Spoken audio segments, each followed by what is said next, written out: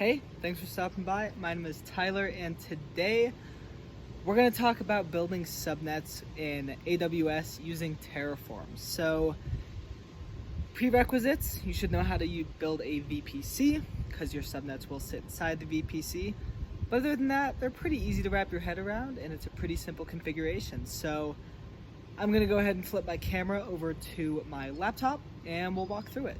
Also, I know I'm wearing the same shirt as last video. That's because these first few videos will be recorded in series, and I'm just kind of enjoying the weather outside recording some videos. So I hope you guys enjoy. All right, here we are back in our Cloud9 environment. So as you can see, my configuration file already defines a VPC because it is a prerequisite to subnets. All right. So, what do we need to configure this guy? First, we're going to need a resource block, and this one's going to be called AWS Subnet is the name of that resource. And then once again, we're going to give it a name to reference in our Terraform configuration file. So let's just call it Subnet1. Just like the VPC above, give it a curly bracket. And what are the argument blocks we need for this guy? So the first one is going to be a CIDR block. CIDR block equals, the next one is going to be the VPC ID that our subnet will sit in. And the third one will be our availability zone. I can spell.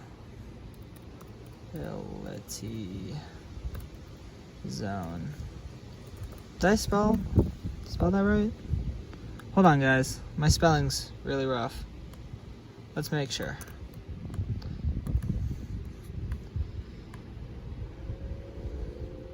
I did not. Okay, that's embarrassing. All right.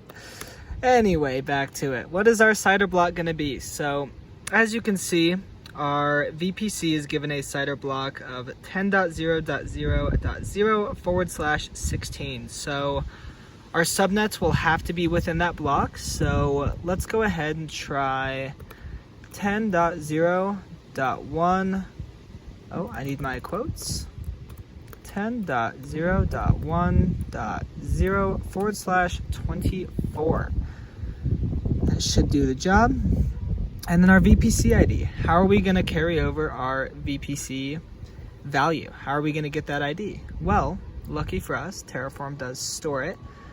So we're going to say AWS VPC dot Terraform VPC _1 dot ID. So in Terraform, when you're referencing other resources, you're going to say the resource type. So you can see up here we have AWS VPC and then .terraform VPC1 .id. So you can see right up there on that first line, AWS VPC .terraform VPC _1 .id. And last but not least, let's give it an availability zone. So we're going to say US East 1, let's go 1A. And then just like that, should be good to go. So we're going to say Control S. I'm going to go ahead and say Terraform or Terraform plan. I already did run the Terraform initiate command earlier in this script, so I do not need to run it again. Let me zoom out so you guys can see that. There we go. You can see we do have two to add, which is going to be our VPC and our subnet. So let's go ahead and say Terraform apply. And then when we get prompted, we're going to say yes. I also do want to mention, I apologize for the filming setup. I know it's not the best. It's just kind of what I'm working with. I haven't downloaded any software.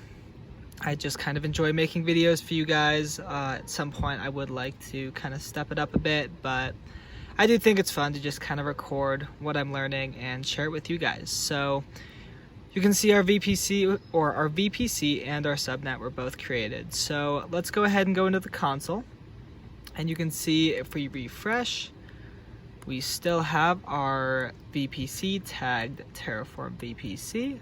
So that went through. We're over to subnets. What kind of subnets are we doing?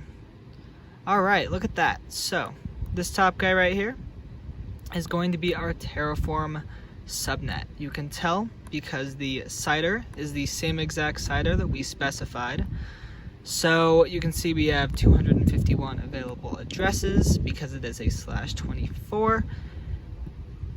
All right, looks like that worked. Wonderful, wonderful. So let's have some fun. Let's go ahead, and while we're here, let's set up a bunch of them. So we're just going to go and do some copy pasting. Boom. We're going to set up 5.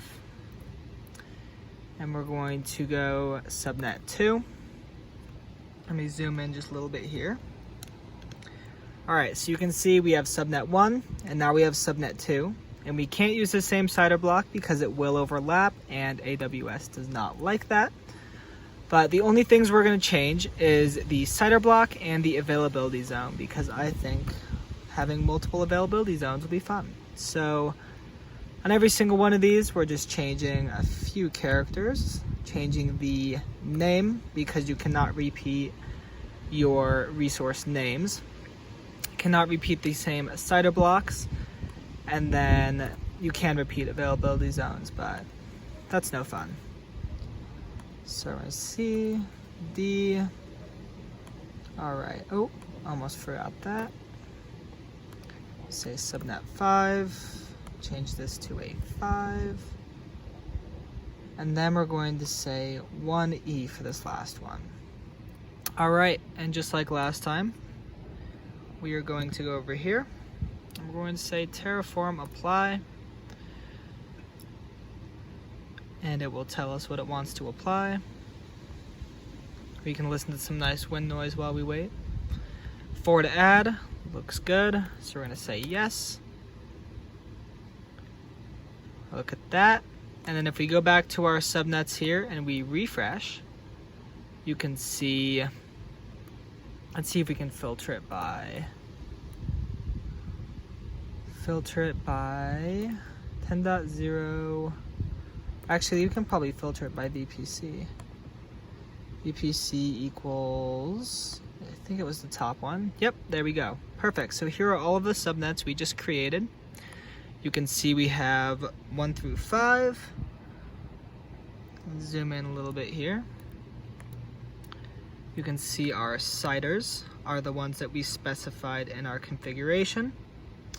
And you can see they all have 251 available addresses. So I think I will leave it off there. I do appreciate you guys watching, and I hope you have a great rest of your day. Bye.